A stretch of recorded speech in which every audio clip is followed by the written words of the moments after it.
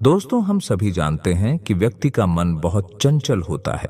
यही कारण है कि मन अशांत रहता है और कई तरह के सवालों का जन्म भी अशांत मन के कारण ही होता है। यदि आप जीवन में शांति चाहते हैं तो इसके लिए जरूरी है मन को शांत करना। लेकिन मन को शांत कैसे किया जाए? गौतम बुद्ध से जुड़ी इस कहानी के माध्यम से आप जान सकते हैं कि मन को शांत करने का क्या तरीका है। इसमें भगवान गौतम बुद्ध द्वारा मन को शांत करने के आयामों के बारे में बताया गया है।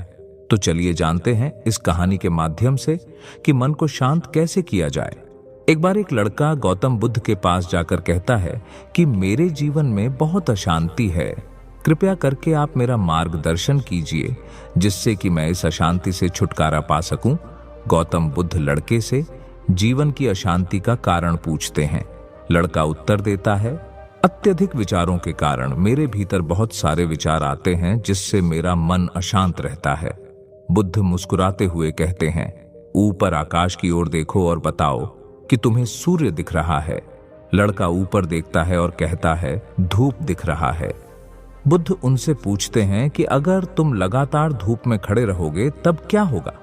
वह कहता है, मुझे अत्यधिक गर्मी लगेगी और शरीर में बेचैनी होगी। बुद्ध लड़के से कहते हैं कि अगर धूप में खड़े रहने से तुम्हें गर्मी लगती है तो इसमें दोष किसका है, सूर्य के ताप का या तुम्हारा?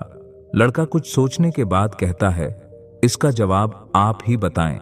बुद्ध कहते हैं, सूर्य का काम है ताप देना और ताप का काम है गर्मी लगना। ऐसे में तो दोष तुम्हारा ही है कि तुम धूप में जाकर खड़े हुए जिससे कि तुम्हें गर्मी लगी। तुम्हें अगर शीतलता चाहिए तो तुम्हें छांव में रहना होगा। ठीक इसी तरह चंचल मन का भी स्वभाव होता है विचारों और भावनाओं को जागृत करना। विचार क्षण भर के लिए होते हैं, लेकिन विचार से पैदा हुई भावनाएं देर तक टिकी रहती है। लेकिन यह तुम्हें निर्णय लेना है कि तुम्हें विचार और भावनाओं के साथ चलना है या अलग दिशा बनानी है। बुद्ध कहते हैं, मन को शांत करने के लिए तन के आयाम पर काम करना सबसे आसान तरीका है। शरीर के स्तर पर हमारी कर्मेंद्रियां और ज्ञानेंद्रियां हैं। कर्मेंद्रियां कर्म और ज्ञानेंद्रियां ज्ञान से जुड़ी होती है। इससे हम अपनी संवेदनशीलता को बढ़ा सकते हैं, यानी हम जो भी काम करें उसे आनंद के साथ करें। मन के आयाम से हटकर तन के आयाम पर जाने से ही तुम्हारा चित्त शांत होगा। ऐसा करने से तुम मन के आयाम से हटकर शरीर के आयाम पर आ जाओगे। ठीक उसी तरह जैसे तुम धूप से हटकर छांव में आ सकते थे। मन के आयाम से हटने पर तुम्हारी जागरूकता तन पर आ जाएगी। जब तुम तन के आयाम पर काम करोगे तब तुम्हारा चित्त शांत होगा। इसलिए हर काम को तन के आयाम पर करने से मन स्वतः शांत हो जाता है।